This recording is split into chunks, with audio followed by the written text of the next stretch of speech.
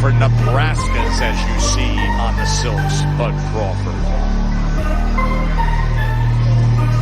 The list of the world's best pound-for-pound fighters includes, of course, a Ukrainian Loma, and a Mexican Canelo, and a knockout artist from Japan in Inoue. And then many feel, here we have the best American from Omaha. Not Brooklyn, not LA, not Vegas, but he's authentic and grounded in his Midwest roots. Omaha, Nebraska.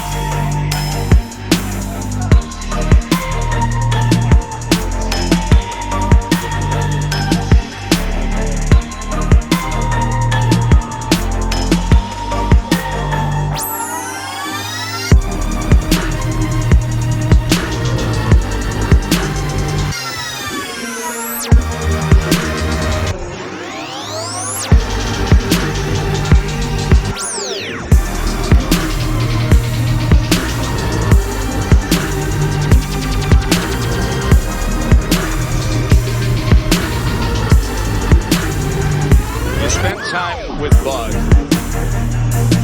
and you talk to him about where his mind goes at these moments, and he talks about not the fact that he's seeking belts or fame or the giant multi-million-dollar purses he claims. He seeks greatness, and this is where you claim greatness. In this sport, it's this ring. It's come on!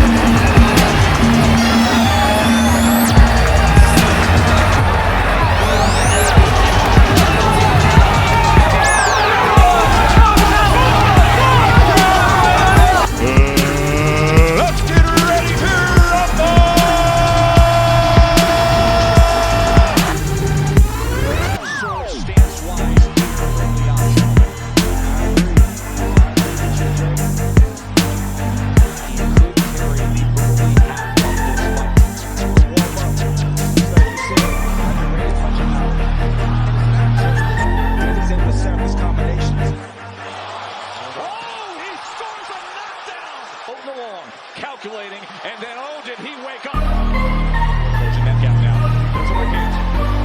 And Cobb has to tie up. Can he survive this round?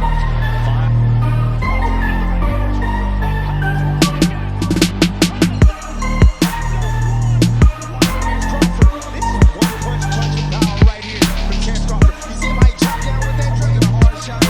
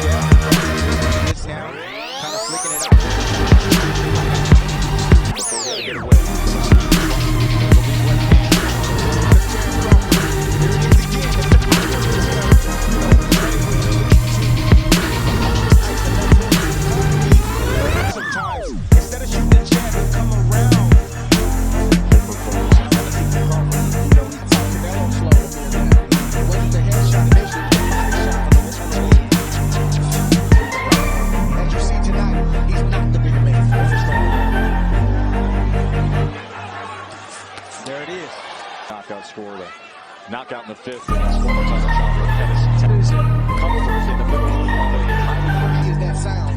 So Crawford needs to stay focused. He can't get caught up like Bomac said, which is what it would not. overhands that right hand. He's the body set up by the body punches from Crawford. Body goes upstairs. They're just not stable. You know, under his legs, you know, he's not stable. That right hook, that's the shot that Crawford taught him. Body shot by Crawford. Right hook, Goes to the body again. Orthodox stance now. And Crawford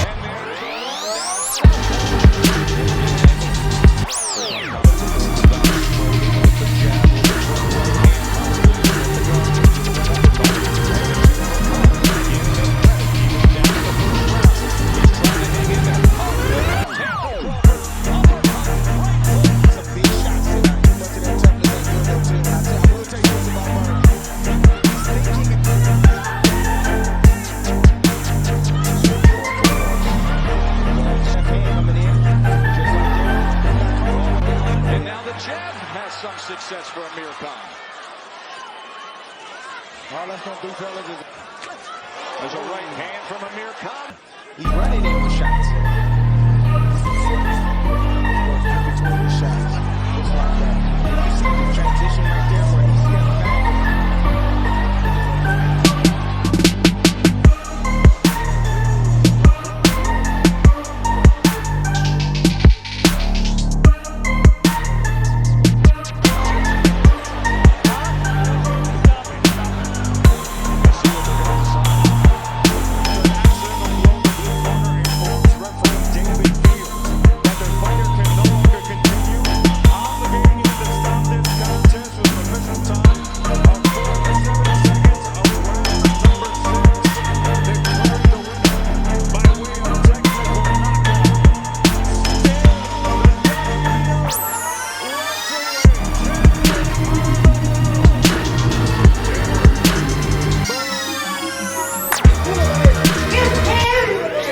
As Brian Bomac McIntyre and Team Crawford,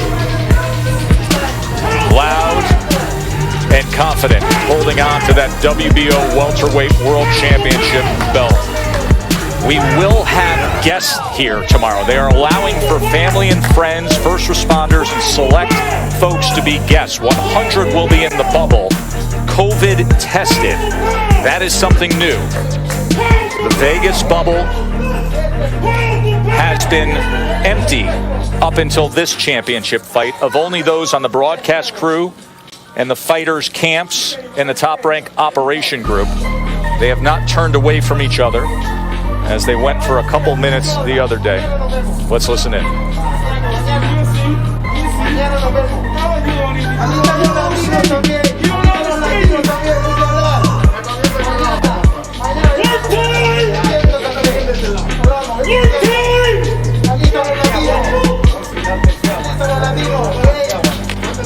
This is a very dangerous fight for Terence Crawford. I mean, Terence Crawford is in a position where, you know, he has everything to lose in this fight. Nothing really to gain, even though Kell Brook is a talented fighter and a former world champion. You know, I feel that people won't give him that respect, even if he blows through Kell Brook.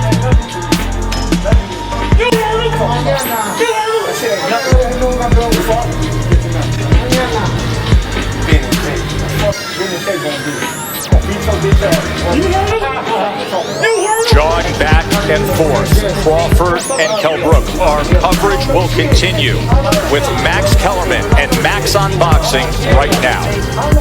What a way to start the show. Look at these two. And by the way, that's the perfect soundtrack, guys. Shook Ones, Part 2, Mobb Deep. Because you better not be shook when you fight Terence Crawford. Because there's nothing scared about him. He's not only a classically excellent fighter to watch in terms of his skills, but this dude is he's a bully in the ring. He's like a mean-spirited, before he was ever known as a finisher, and a guy who really wanted to fight when he was known more as a slick boxer. He always had a mean streak in him. Not just Shook Ones, but the DMX soundtrack was perfect for Crawford too. It reflects his mentality. Let's listen to these guys. Can't hear it over the clapping. But let me tell you something. Kell Brook is the best big-name, top-quality welterweight that could be found to make an event with Terence Crawford, because the PBC, Premier Boxing Champions, which is on 2 other networks, Fox and Showtime, refuses to acknowledge Crawford's existence. Promoters are siloed with networks nowadays. And so Errol Spence, the guy who wants to see Crawford fight, he was in a car accident. We'll see how he looks against Garcia. He's telling it's a business decision. You know, guys like that have not been eager to make the fight. If they were, they'd make the fight. But you know who Kell Brook is?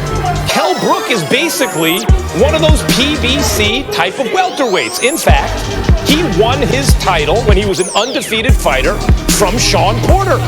Those PBC welterweights are all evenly matched, right? Thurman and Porter and Spence and Pacquiao and Garcia, they make really good fights because they're all they're more or less evenly matched. No one has an easy time with Shawn Porter. Thurman and Errol Spence barely got by Shawn Porter. I know Kell Brook won a majority decision, but I thought Kell Brook beat Porter more decisively than anyone has. And then he lost to Spence in a terrific fight. It was a tough fight for Spence. You know, he had to overcome Kell Brook boxing really well to stop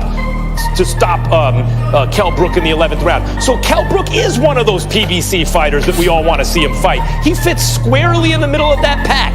Pacquiao, Thurman, Spence, Porter, he's 1-1 against those guys. Win against Porter clean, loss against Spence, both tough fights. That's who Crawford is fighting. It's a very good measuring stick. And by the way, let me say something else. In 1986, there was a dominant, undisputed welterweight champion, an American, undefeated, named Donald Curry. He had not yet broken through to the mainstream, but boxing insiders considered him the #1 pound-for-pound fighter in the world. And he was riding high, unified the title in 85, in 86, still undefeated, fights a British fighter, Lloyd Honeyghan. And people thought Honeyghan was a good fighter, but no one thought he was going to beat Donald Curry, and guess what happened? He beat Donald Curry. At the very top of this sport, the difference between the elite of the elite and the top contenders you expect him to beat is not as great as the public understands. What separated Crawford as much as his skills, which are magnificent, and his talent, what separated him as much of any of that stuff is his attitude. And Kell Brook, once Kell Brook started out on the real, in terms of the world scene, by beating Porter clean. This is already back in 2014. It's been a while. And what did he do? He made 3 title defenses. And he could have easily just kind of milked the title over on the other side of the pond and made a nice living fighting picked, chosen opponents. Did he do that? No. What he did instead was jump 2 weight classes to fight Gennady Golovkin, Triple G, who was undefeated at the time and no one wanted to fight.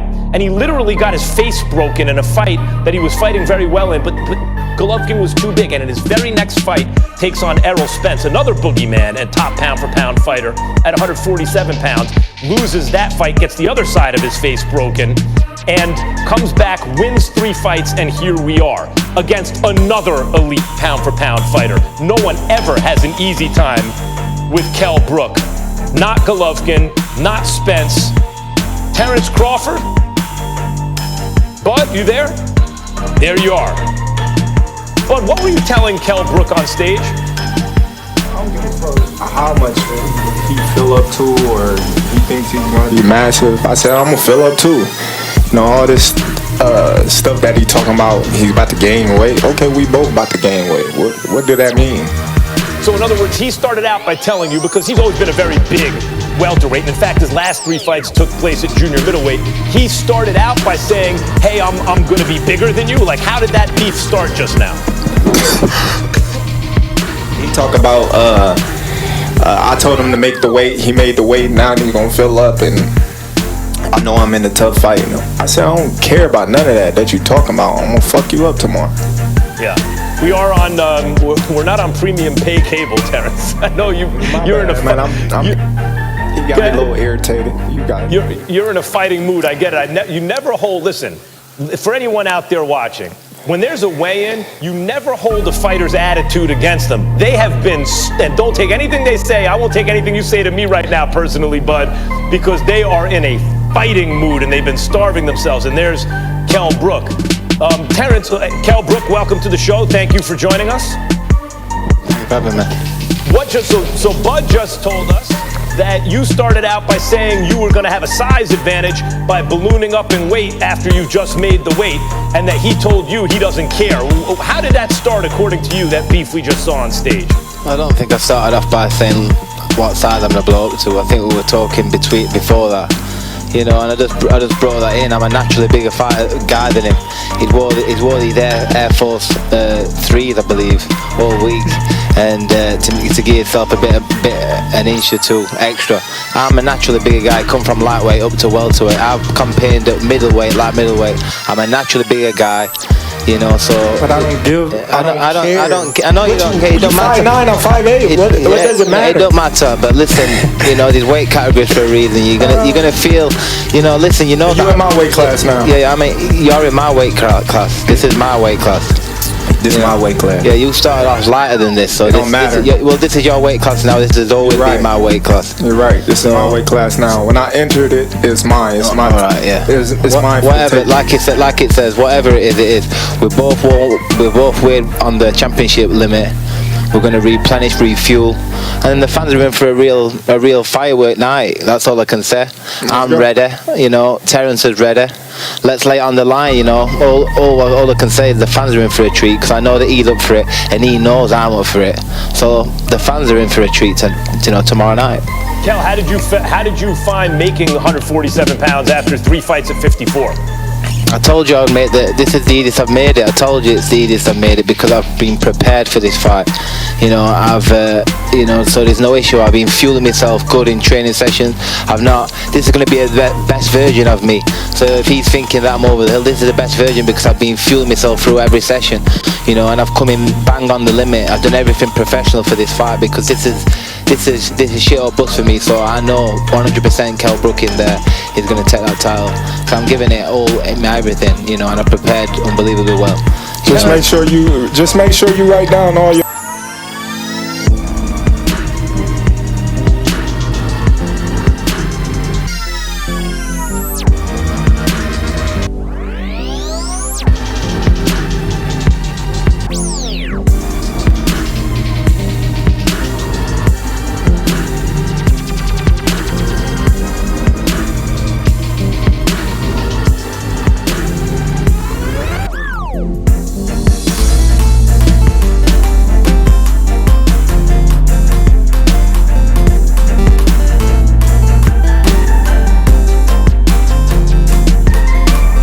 Middleweight. I've been in with these guys, you know. They're saying Terence is the power. They not me though. Yeah, this is not you. You think you worry me? I've been in with these guys. Listen, I've seen it before. You haven't been in guys like me. So you haven't been in with guys like me.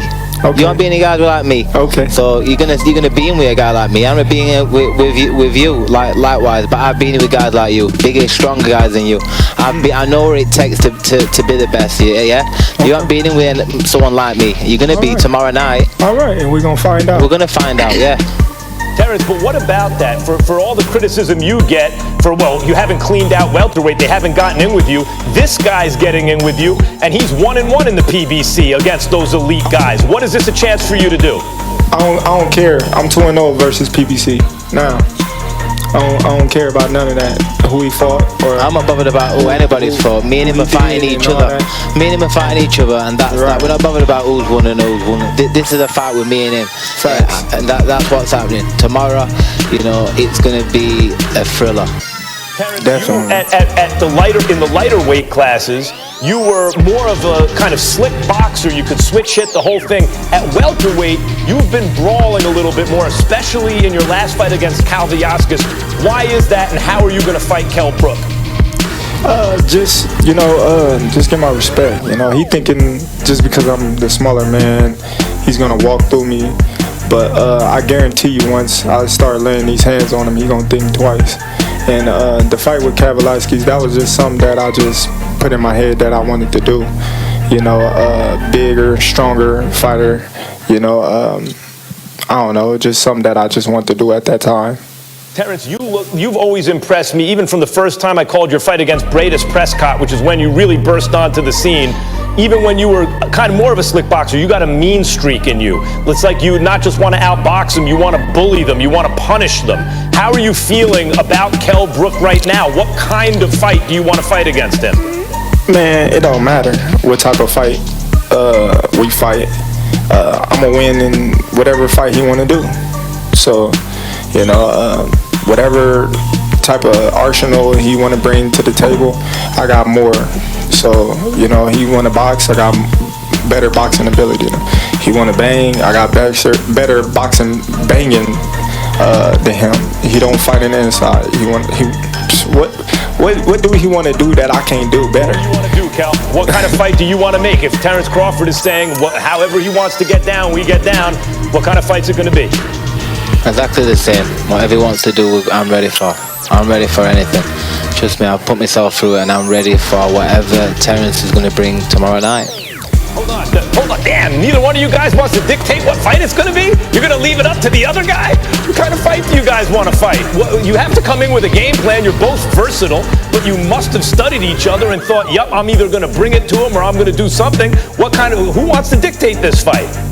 You're going to find out tomorrow night. We don't need to tell you what kind of game plan we've got. He's got one, I've got one. You're all going to see what unreveals. Tomorrow night there's going to be, I think everybody's excited about this fight, and they should be. Terence? I ain't got nothing to say no more. You got nothing? Well, that's tough for us because we're on TV talking to you right now. I hope you got more to say. My thing is, I didn't say all that I'm gonna say to him. He know what he up against tomorrow. He know that this is one of the toughest fights, if not the toughest fight of his career. I don't believe that he's been in the ring with a fighter like me before. Is it the toughest fight of your career, champ? Because is it? Do you think it is? When you look at Kell Brook, do you think it's the biggest challenge in my professional career? When they put these. He does, yeah. When they put these challengers up against me, they always say the toughest fight of my career. So I don't know. But you can see in my eyes that this is going to be our toughest fight. Your eyes, both of your eyes is messed up. How I'm gonna see in your eyes and come on, let's be serious. Let's be serious. Let's be serious. Well, you will know when that bell rings. Well, we shall see. Yeah, we will. Well, we shall see. Kell, he's referring to the fact that against Golovkin, you had one side. I know what you're referring to. The audience, in case they don't know, that against Golovkin, you had to have essentially surgery on one side of your face, and then after the Spence fight, the other side of your face. And I'm clarifying that for the audience, but also you fought valiantly and took real risks, especially to move up 2 divisions against Triple G, and then again to jump right in after a loss with a guy like Spence. There's no doubt. How do you get over the hump against Terence Crawford, who's on my list the best pound-for-pound fighter in the world, not just put up a good fight, but come away with a win? We're going to see, aren't we? I'm going to fight my heart out tomorrow, and I think that's going to be enough. That's all I can say. It's already written. It's already written what's going to happen. I've put myself through it in training, so we shall see. It is written. Me victorious. No, me victorious.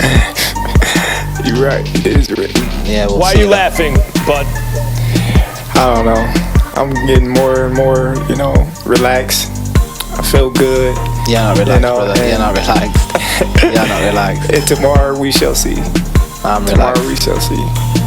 He don't know me. He don't know me. That's the funny thing. He get to see me and say, oh, he's not relaxed or he's this. So I look relaxed. But he don't know. He don't know what's in store for him tomorrow.